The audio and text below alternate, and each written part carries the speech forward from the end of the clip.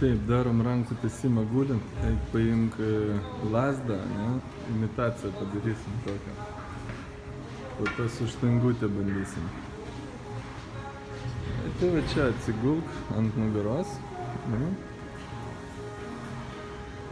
Galva guli, štanga patogiai, tiesiai į viršų. Ištiesk rankas. Taip, šiek tiek siauriau. Šiek tiek siauriau. Va taip. Dabar žiūrėk.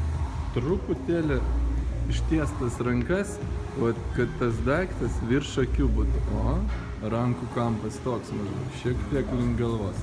Dabar žiūrėk, alkūnės nejuda, tiesiog lenk rankas per alkūnės, už galvos biškį taip, ne? Sulenki, stop. Ir dabar tiesiai vėl ištiesi. Gerai, vėl sulenki. Labai gerai.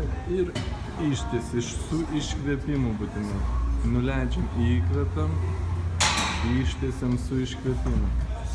Dirba trigalvės žasto raumuo, taip tariant tricepsas. Pratimas yra izoliuotas.